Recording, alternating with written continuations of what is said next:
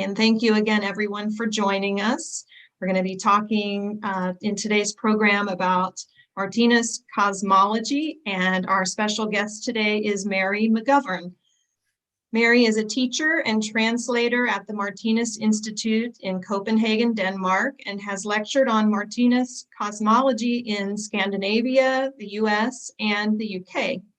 She studied translation science and lexicography at the University of Copenhagen and published 2 academic papers on translating Martinus.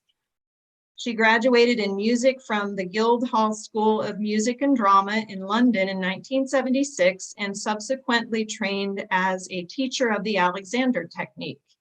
She was the editor and translator of the English edition of the Martinus Institute's magazine Kosmos from 1980 until 2000. And she has translated a substantial number of Martinus's books and articles into English. Mary hosts the Martinus Cosmology Podcast, and we are thrilled to have Mary here with us all the way from Denmark. So welcome to you, Mary. Thank you very much. And thank you very much for inviting me. I would like to share my screen, so I'll see if that works. Yeah, that looks like it should. So I think many of you will never have heard of Martinus, so I thought I would introduce him. Just see if I can find the next slide. Yeah. This is a picture of Martinus taken in 1921. He was born in 1890 and died in 81. I managed to meet him in 1978, 79, and 80. At the time when I couldn't speak Danish. He only spoke Danish. Martinus was a spiritual writer. He is the author of a large number of books. His main work is Livets Bog, the Book of Life. He wanted it to be known by its Danish title, Livets Bog, but it means the Book of Life. And he's written many other works, The Eternal World Picture in 6 volumes, and Logic, and about 30 other works. So there's quite a substantial number of works. And his collective works are, they're collectively entitled The Third Testament.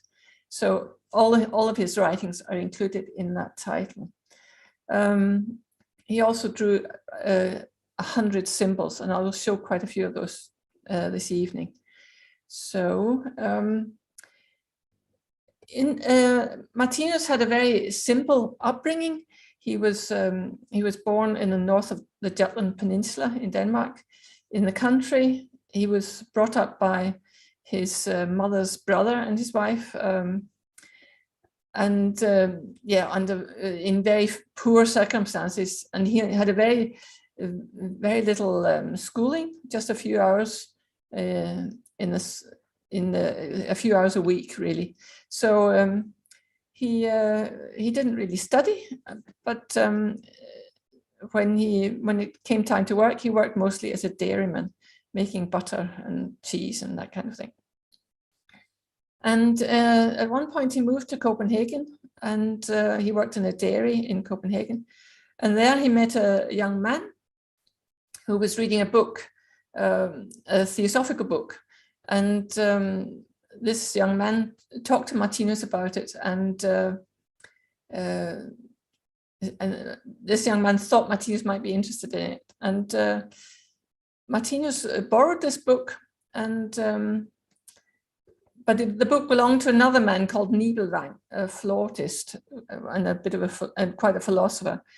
And Nibelvang said, yes, you could borrow the book, but he had to come to him to collect it. So he did that. And Nibelvang looked at him and said, you will soon be my teacher.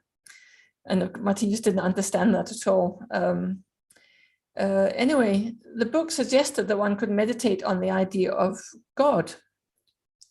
And Martinus tried this. He put on a blindfold and he sat in a wicker chair. And he got a very, very intense spiritual experience. he saw this figure. This is a very famous statue of Christ by the Danish sculptor Bertel Thorvaldsen. He saw this figure in the distance as a very small sort of light, shining light, which became alive and moved towards him in two sort of impulses.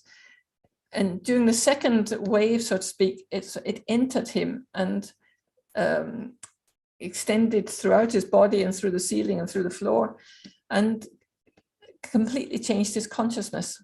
And of course, this wouldn't mean anything to anybody if it didn't result in, I mean, it wasn't just for him alone. He realized some spiritual truths that he felt he had to convey to mankind. And if we summarize what it was he experienced during that experience, it was 1921. He was 30 years old. He experienced that we are all absolutely immortal. We cannot die, even though the physical world, where the physical body disappears, we are immortal. He also saw that we are actually all one living being. We appear to be separate. We appear to be individuals, and we are individuals, but on another level, we are all one. He saw too that the universe, or what the religions call God, is one living being of which we are all an integrated part. He also saw that our present stage, our present level of evolution is just a temporary step in evolution, that our evolution hasn't finished, it's ongoing. We are developing towards higher and higher stages. And he saw that there are more highly developed worlds and there are less developed worlds. And then he saw too that this idea of evil, and this is a big question for the religions and for our daily understanding of life, we experience very many very unpleasant things. He said that from a cosmic perspective, everything is very good, but that doesn't, of course, mean that everything is very pleasant. And he distinguishes between the pleasant good and the unpleasant good. When he says that everything is good, that is from an eternal perspective, from this very, very large cosmic perspective. From a local perspective, things can be really, really horrible. But because they serve a divine purpose in developing our humanity, our humaneness, our wisdom, our knowledge, then they can be said to be good. But that mustn't be taken cynically. I mean, at the moment, there's a war going on in Ukraine and other places. There are lots of problems around the world. We've just come through a pandemic, or we're not quite through it. So there's an enormous amount of suffering in the world. And all this so-called evil is not meaningless. This is what this implies, really. There is a meaning behind all the suffering we're experiencing. So, yeah, man is searching for a meaning, really. And I'm rather convinced that Martinus helps us understand that there is a meaning. He also experienced that to get access to cosmic knowledge or total initiation, the only way to do it is to become totally loving.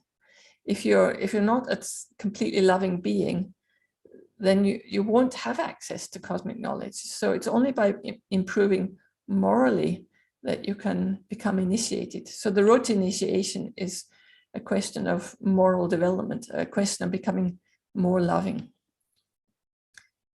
So after this experience, Martinus became his own source of unlimited knowledge. He experienced that if there was any question he had about life, he just had to formulate the question and he had the answer immediately. And he found there were no limits. Like whatever he focused on, he got the answer.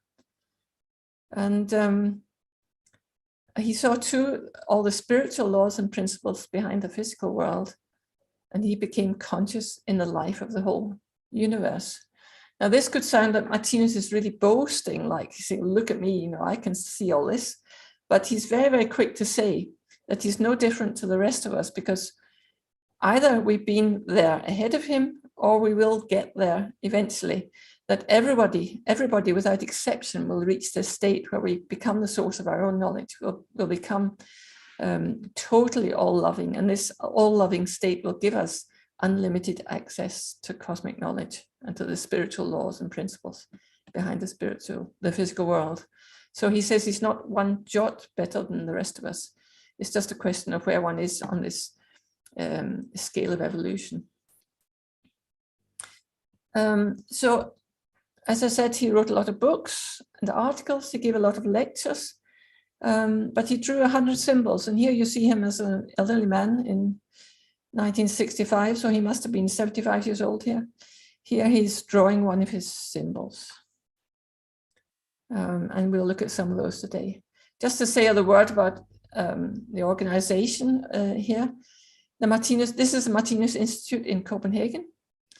Martinus had a little office before that, but in 1943 he had the possibility to buy this.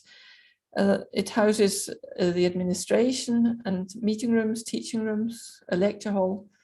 This is our publishing house where we publish our books and our magazine Kosmos in quite a few languages, including English. And we have a bookshop, and the top floor there is a museum. That was Martinus's flat. That's where he lived. And you can see our homepage there, martinus.dk.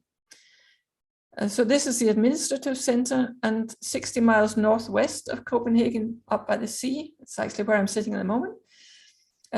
We have this Martinus Center, and this is our main teaching center where we have courses most of the year, but our main courses are in the summer. Our busy season is the summer season, and we have 2 weeks of courses in English in the summer, and 6 weeks of courses in other languages, and we have online courses and weekend courses and so on. You can find our program on Martinus DK, but I'm here at the moment at a translators conference. So what was it Martinus saw? This is one of his symbols. This is a symbol of the living being one. There's also a living being two, but we'll stick with this. And he describes the individual's identity as being triune in 3 parts. And can you see my pointer there? You can see this white triangle at the top. This is what he calls the I. I as in I am, not this kind of I, but the I as in I am. This is the very core of our being. This is the center of all of our experiencing and creating. This is, I can say, I am hungry, I am tired, I'm very happy, whatever. It's this I.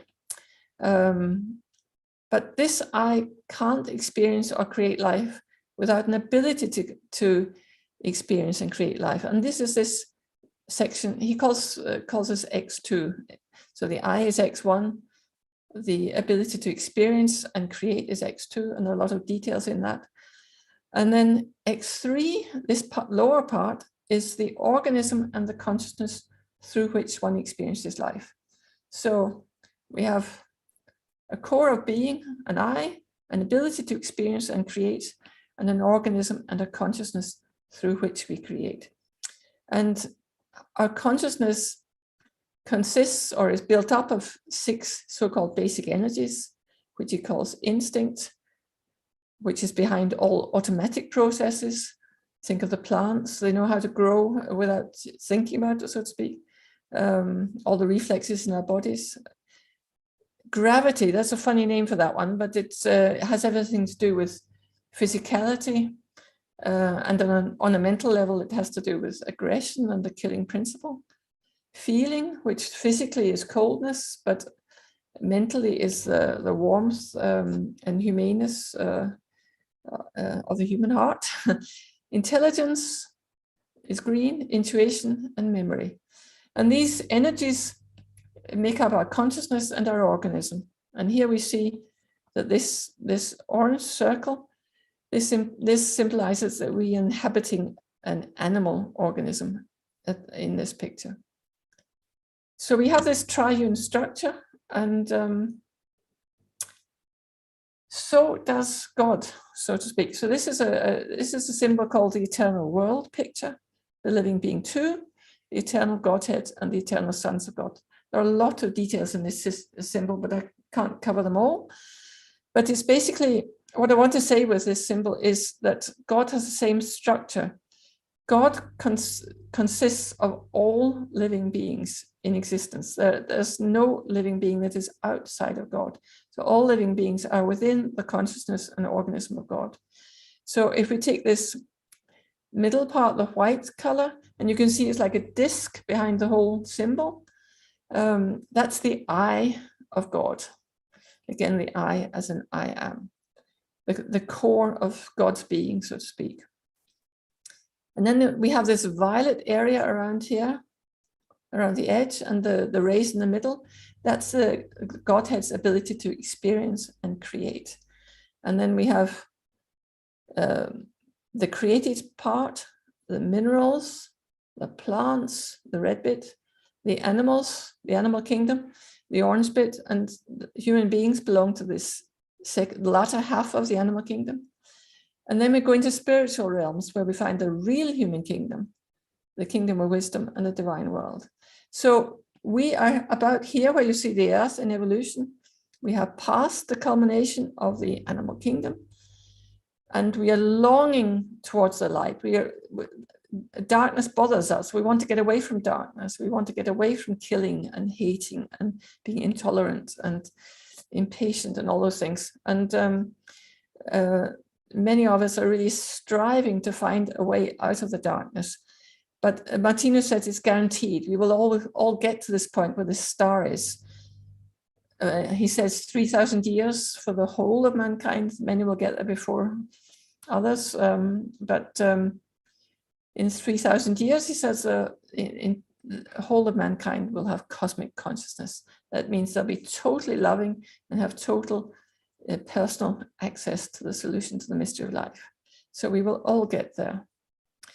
But at the moment, we're going through a rather dark time. So this is a very similar symbol. And we can see that we are about here in this evolutionary process. And here you can see a sort of, it looks like yin and yang going around the edge. You can see this black bit and the white bit. And this symbolizes that we are experiencing darkness at the moment. We have passed the culmination of darkness, and we're gradually evolving out of it. But darkness has a very important role in Martinus's view, because without contrast, we couldn't experience anything at all. I mean, if I didn't form some sort of contrast to the background, if I was the same color as the wall behind me, you couldn't see me. So contrast on a very banal level is absolutely essential to experiencing anything. But also mentally, I mean, if something hurts, it's such a relief when it stops hurting. Or if something is dark, you can only experience the darkness because you have experienced light before that. So this principle of contrast is absolutely essential for experiencing anything, whether it's sound, whether it's sight, whether it's wisdom or ignorance, and so on. So this is where we are at the moment. And these basic energies that you see in these rhomboids here, they are changing, and we are growing in humaneness. We see the yellow curve growing towards the next kingdom. So we're becoming more humane, and the green is growing. That was intelligence. So we're becoming more wise. So, and this shows that it's not a circle, but a cycle. Here we are in evolution. In this, I don't know if you can see the letters. It says A, B, C, D, E, F, G. We're in this middle one, which is D.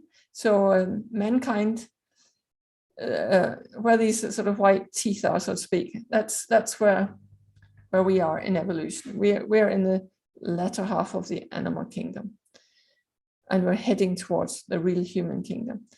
But then we will spend aeons of time in very high spiritual worlds, but we can't be there forever, because at some point our ability to experience life will die out. We'll get a sort of whiteout. I don't know if you've driven in snow, but if I come from Scotland where there's a lot of snow, and if you're driving and everything is white, in the end you can't see where the contours of the road are, so you have to stop because you just don't know, you can't orientate yourself. So when we get cosmic consciousness here and we enter these spiritual worlds, and we have a wonderful time here for aeons of time, but sooner or later our consciousness begins to lack contrast. And that lack of contrast, this stimulates our entrance into a new physical world on a higher plane, where it hurts to act immorally. And it's these consequences of our immoral actions that create the necessary experience so we can experience life. So the darkness actually only exists in 1/2 of the animal kingdom. So it's like 1/12 of the cycle. But it's something we have longed for.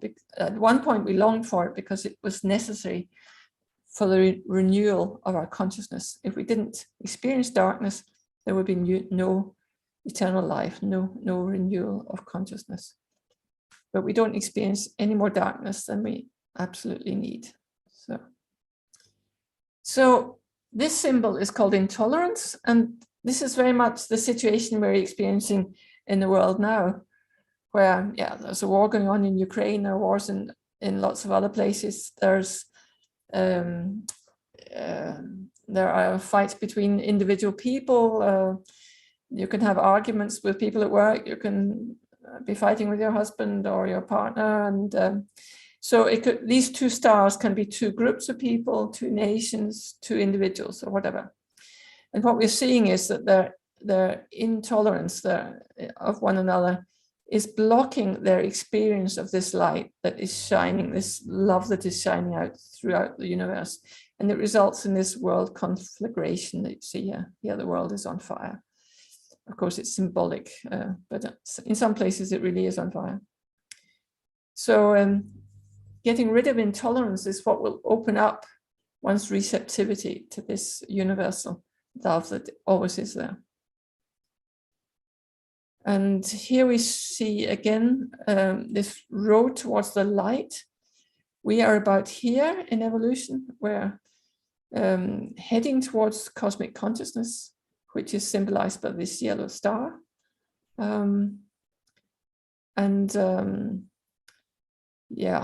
If we see on this little figure on the left, we see the cosmic unconscious being's view of a living being. He only sees the physical part, but there is a spiritual part which the cosmic conscious being can see. So what we're seeing here is the evolution from the mineral kingdom to the plant, to the animal, and the terrestrial human part of the animal kingdom to the real human kingdom, to which someone like Christ belonged. So we can see that behind the organism, there is this structure, this ability to create and experience, and this I that experiences and creates. So again, we have this three-part structure. And here we have the birth of this principle of prayer. When the animal is in trouble, it cries for help. It's a sort of unconscious cry for help. But this develops, and we begin to get language and put it into words. And ultimately, our ability to pray will be a permanent connection with the universe, with God, with eternity, infinity. But more about that later. So let's take a quick look at what drives our evolution through this spiral cycle of evolution. That's the law of karma. And we see this line in the middle with these oblongs, these rectangles, orange rectangles that go from dark to a bit lighter. They're all orange. That means that we're in the animal kingdom here, or the unfinished terrestrial human part of it. And the yellow color means the past, the green is the future, and the now, the present, is the violet bit. So what we see in the present is that we are sending out karma waves. They can be pleasant, they can be unpleasant, and some of them come back immediately, some of them come back in a few days, some of them come back in a few years or whatever. At the same time, we are receiving karma waves that were sent out in previous lives, maybe the last life, or 2 lives ago, or 3 lives ago, or 4 lives ago, or 50 lives ago. And at the same time, we are creating the future. So the karma waves that don't come back to us in this life will come back in the next one, or in 2 lives, or in 3 lives, or 4 lives, or in 50 lives, whatever. So in the now, we are actually in connection with our eternal past and our eternal future. So this is the sort of law that drives evolution. The karma waves here are colored violet, so they're both pleasant and unpleasant. But here we see some karma waves that are orange, so they are very unpleasant. And we see here this reincarnation, the principle of reincarnation. We see life after life after life after life after life. And the yellow squares are our stay in the spiritual world between incarnations. And we see this heart and triangle in the middle. And we see that, that symbolizes a living being, could be one of us. And here, this living being is hit by a very tough karma wave. Someone could be very critical of you, or they could kill you, or come with some sort of very negative remark, anything of a negative nature. And here one responds in the same way. So this is a principle of an eye for an eye, a tooth for a tooth. So you answer in the same way. And you see that this situation is perpetuated from life to life. Eye for an eye, tooth for a tooth. And it goes on and on. So you remain in the animal kingdom. And this attitude of eye for an eye, tooth for a tooth. And I can actually say that, I mean, that was the law of Moses. And it was actually an improvement on the situation before, where there was pure barbarism, where it wasn't one eye for one eye. It was like the whole head for one eye and so on. So with an eye for an eye, there was some sort of balance in things, but it's not a guarantee for happiness by any means.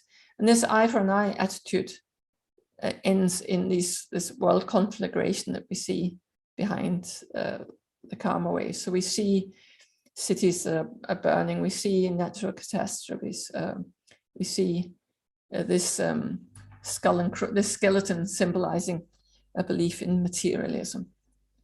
So, but that's not the end of the story. Here we have a symbol called the forgiveness of sins, and of course it's a biblical term, but in the absolute sense there is no sin. There's only ignorance. We don't know what we're doing. Christ said on the cross, forgive them because they don't know what they're doing, and that's really true.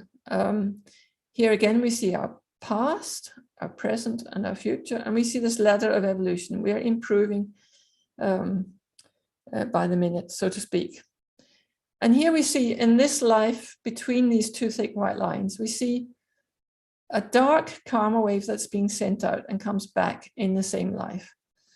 It could be that you kill someone and then someone kills you. It could be that someone says something very nasty about you, or you say something nasty about someone and then someone else says something nasty about you.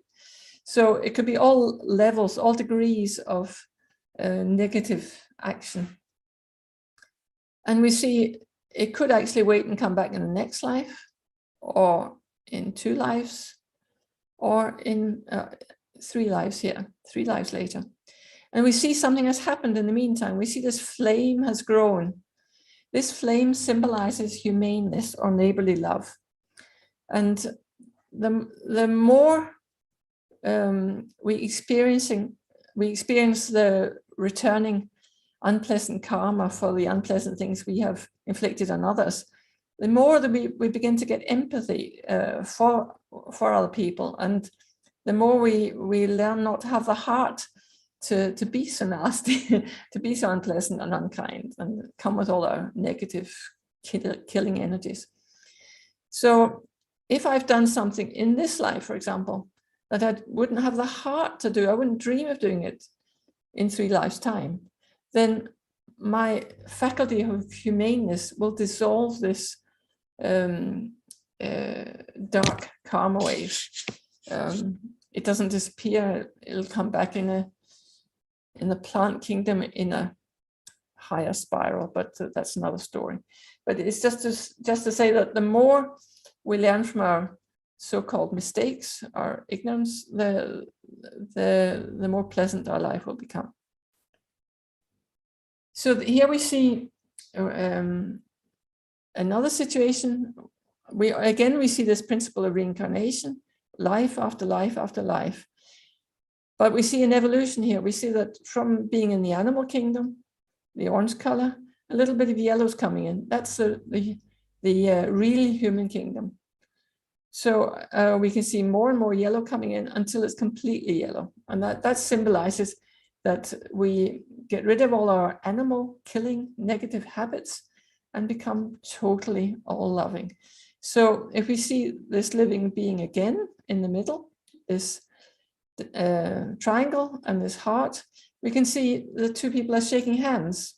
So here this negative karma is hitting this person, striking this person, but the person here has enough insight to see, okay, well, I must have been like that towards someone else. Or it's just like if you get a phone bill, you don't kill the postman or give say it's the postman's fault. It's like, okay, I've been ringing abroad so much and so on. That's why the bill is so big. It was me who created this large phone bill. So in a way, the people or the circumstances that give us these, that bring these negative impulses back to us, they are only the messengers. So don't kill the messenger, so to speak. So if one can meet this messenger, however unpleasant, and there is extreme unpleasantness going on in the world at the moment, then one can try and see a meaning in it, and one can turn the other cheek. And in practice, of course, it's very difficult. But to meet a difficult situation with forgiveness and understanding, and in the beginning, maybe one doesn't really understand it, and one can't completely forgive with one's heart, but at least one can theoretically forgive, and that's a step on the way. We can't learn to be all loving just at the click of a finger. So, but the more we practice this, the better we'll get at it, so that every reaction, every meeting with our neighbor will be based on total love, total understanding, total forgiveness. And then we will get a consciousness like Christ that's symbolized in the middle here. And the more we evolve towards this state, the more the clouds will disappear from the earth. All the darkness we're experiencing on the earth will dissipate. So this is a symbol of the unfinished human kingdom, and we could say that it's more or less where we are at the moment. And the red patches symbolize different countries. The number is just purely symbolic. And we can see they've got different figures in them that symbolizes the different cultures. And the white circles with the arrows symbolize their governments. And we can see that 2/3 here, and again, the number is just symbolic, are worshipping these, the killing principle symbolized by these 2 orange stars. So this is when you believe in an eye for an eye, a tooth for a tooth. You believe in killing as the solution to problems. Here in the upper third, we see more humane countries where they're more inspired by this yellow impulse, which is humaneness, neighborly love, which has been stimulated by the principle of world redemption, which you see on the top here, where the orange color symbolizes the primitive so-called primitive religious. By primitive, I mean that they have killing as part of their worldview or their ceremonies. For example, there are some religions that involve animal sacrifice and so on. But then the yellow color here symbolizes the humane world religions, such as Christianity, Islam, Buddhism, and so on. And the white symbolizes spiritual science, which Martinus is a representative of. So the humane world religions have stimulated a lot of countries to develop in a humane direction. This development is not complete, but we can see these countries are pointing more or less in the direction of humanity, of humaneness.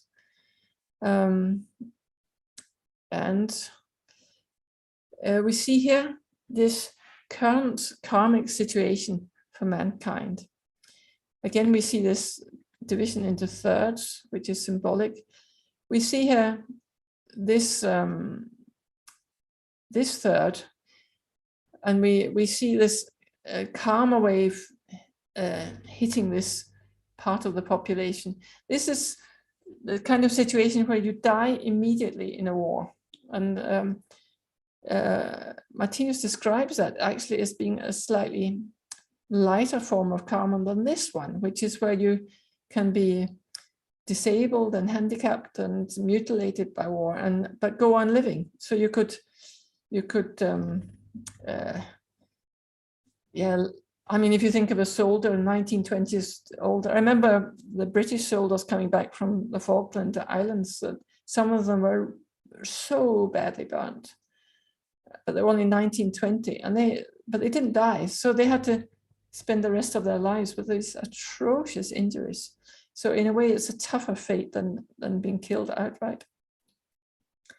And again, we see this third where one is not so keen on solving issues by using killing, but tries to find more peaceful solutions. So this symbolizes civilization and culture and arts and science and so on. So it's all leading somewhere positive, says Martinus. It's leading to the perfect human kingdom of the future. That's the name of this symbol. And here we see again these different countries with their governments, these arrows. And we can see that they're all pointing towards the middle. This sun in the middle is a future world government. Martinus says that we are actually one world, but we don't have a mechanism to organize it to the moment. He talks about the development of the United Nations, that will get much more power. At the moment, if for example, I live in Denmark here, if someone broke into my house or whatever, then I can call the police and get help. And they will come and deal with it, hopefully. But if one country invades another, for example, there's no world police you can ring and say, come and help us. But Martinus says that this world police will come, and a world police force will be necessary, of course, in the transition until we all are totally loving and where war would be unthinkable. So here we have this, he predicts that this world government will begin to take form in some 100 years. He says he's not very specific about the time, but he says in 500 years, this world government will adopt the Christ principle. And I can only imagine that he means by that it's the principle of forgiveness.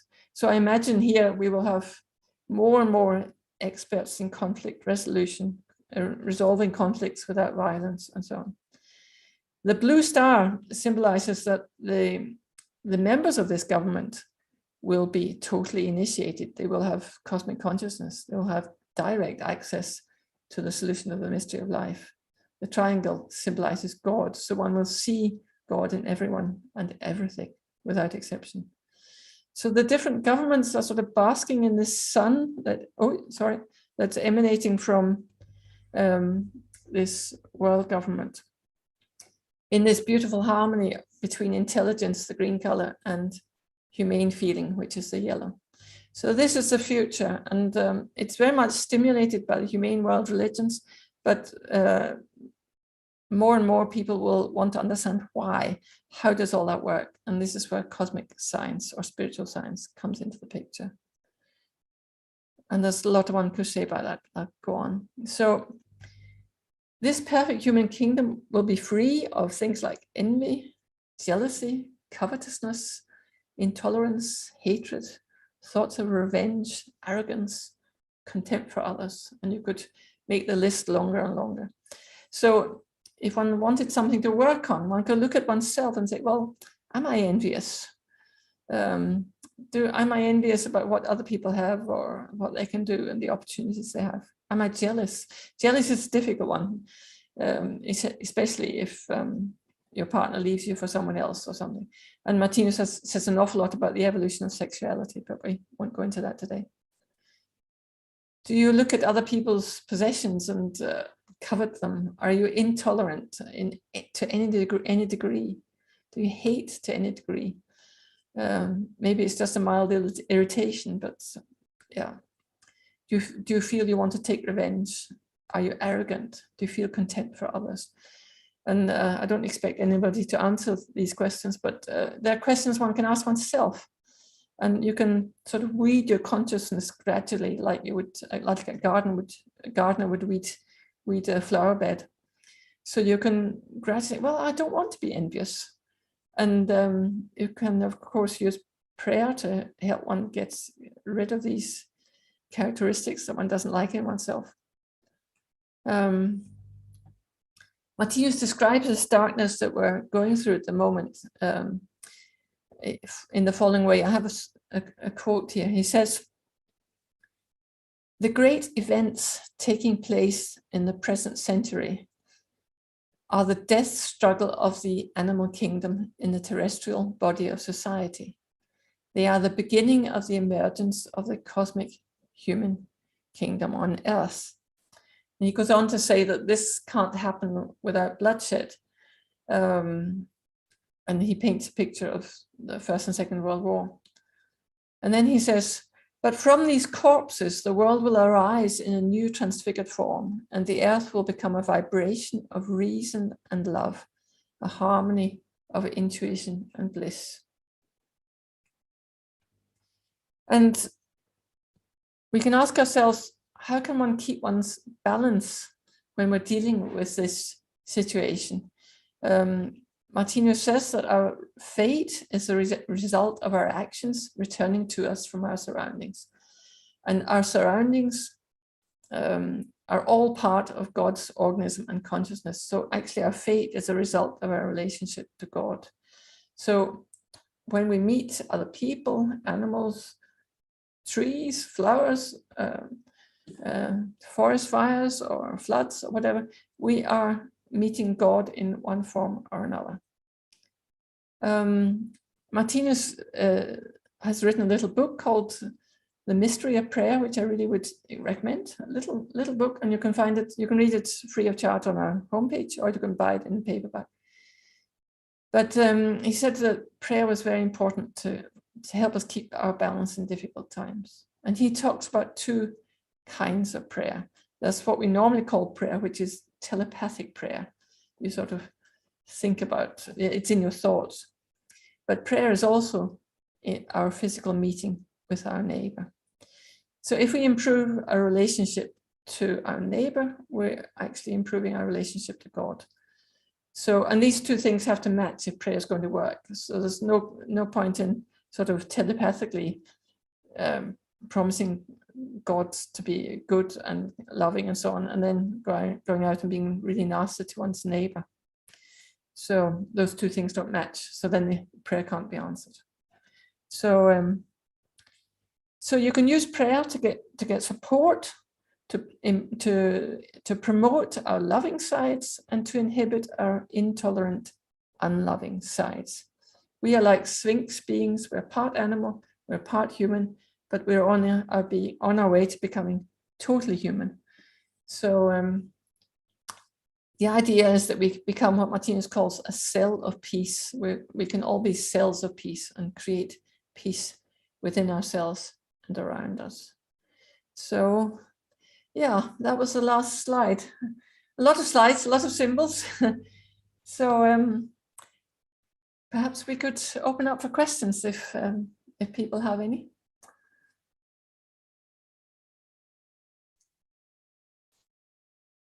This is Judy Patisher. Am I heard? Hi, yes. Hi, Hi. Judy. I would like to say I very much enjoyed this lecture. It certainly is an intelligent approach to the workings of the universe. It is also the message that the universe is a loving place, as explained by you, and how it will be. And it makes us aware that we have a responsibility, each of us, to become in harmony with that loving universe. And depending on where our consciousness is, what that will look like. But it's such a wonderful message to know that, yes, indeed, it's a loving universe. And thank you very much. My pleasure. Yes, because it doesn't look very loving if you're if you're very ill, or if you're hiding out in a bomb shelter or whatever. But there is another perspective on it. So, my heart goes out to everybody who is suffering, but there is another perspective too. So, yes, and you mentioned that suffering is actually what helps us develop our kindness quotient. Yeah, and we have to get our kindness quotient up to 100% in order to become, a lot of lifetimes. yeah, we can't do it in one lifetime. But it's good that we have many lifetimes ahead of us. So Martinus talks about developing talents. Like, I'm a violinist. I was a violinist originally, and so I know about practicing. And the more we practice, the better you get. I was rather encouraged to read that Martinus said that it takes 3 or 4 lifetimes to become a virtuoso musician. That put things into perspective for me, made the whole project less hopeless. But it takes many more than 4 lives to become a Christ being, or a totally all-loving human being. We have trained our animal habits. Killing was a very necessary part of being an animal. Animals have to kill in order to live. That's their natural behavior. But if we are to be happy, if we are going to have a pleasant life, then we have to get rid of those animal habits. They're no longer appropriate. They're killing us in a way. Our killing habits are killing us. So, one of the things I didn't mention in all of this is the whole idea of meat eating, which, we kill billions of animals every year in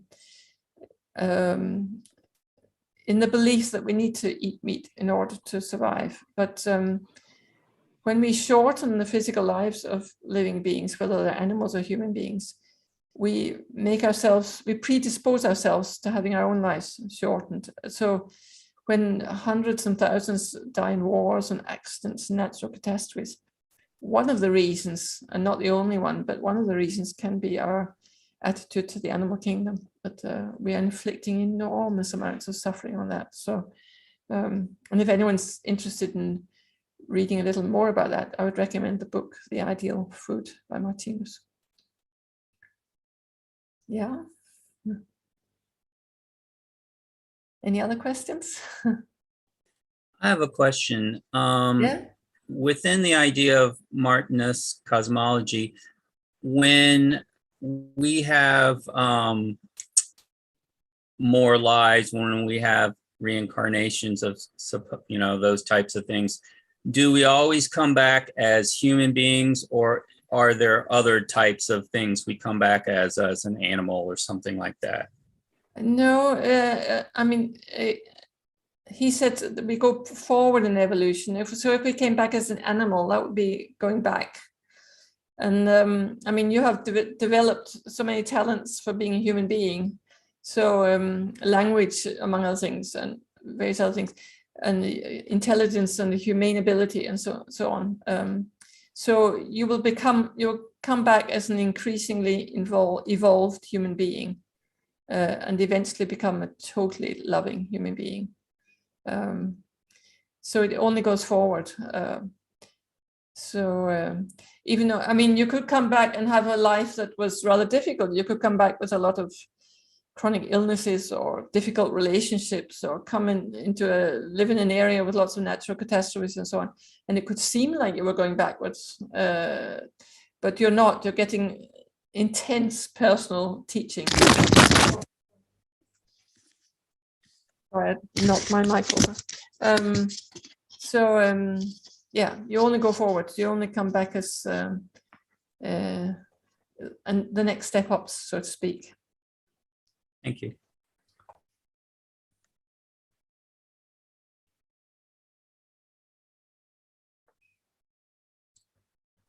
Yeah. Any other questions? Mary, Yeah. it's Jeff. Yeah. Hi, Jeff. Hi. What's the best way if I want to learn more about Martinus? What avenues are available? Well, there is our homepage, martinus.dk. All our books, if you go into the English part of the homepage, our homepage is in many languages because we translate Martinus into 22 languages at the moment. You can go into the English part and you'll find all our books online. If you want the main door into his work, I would read the first volume of Livets Bog, the Book of Life. It's a thick book, but they're also on our homepage. You'll find if you go on the left side, you'll find something called Martinus's writings. If you go in there, you'll find a lot of articles if you want something short to read. Otherwise, there are short, simple explanations on our website. I would explore the website and see what takes your fancy. I mean, if you're interested in something like prayer or meditation, there are 2 little books with those titles. They're on the homepage. If you're interested in food, there's the idea of food. But if you're interested in the main world picture, I would start with Livets Bog, Volume 1. And there's also in English we have 4 volumes of the eternal world picture, where these symbols are explained. The analysis in these so-called symbol books are rather concentrated, where in Livets Bog, the Book of Life, you get more sort of details. So yeah, it depends whether you like reading short things or long things. But I prefer the main entrance, the first volume of Livets Bog. So You also have a podcast, correct? I have a podcast. It's called the Martinus Cosmology Podcast. You can find us on Facebook, and you can find us on Apple Podcasts and on YouTube. The Martinus Cosmology Podcast.com is our homepage. So I interview various people about Martinus's ideas on that podcast. I've been a bit handicapped because of the pandemic, so I've put up some lectures given by a friend of mine, Ole Tergersen, in English. There you can. I think I have 47 or 37. I can't remember episodes online at the moment. So you can go in and have a look at the different titles and see what takes your fancy. So depends what you're interested in. Yeah. Any last call for questions?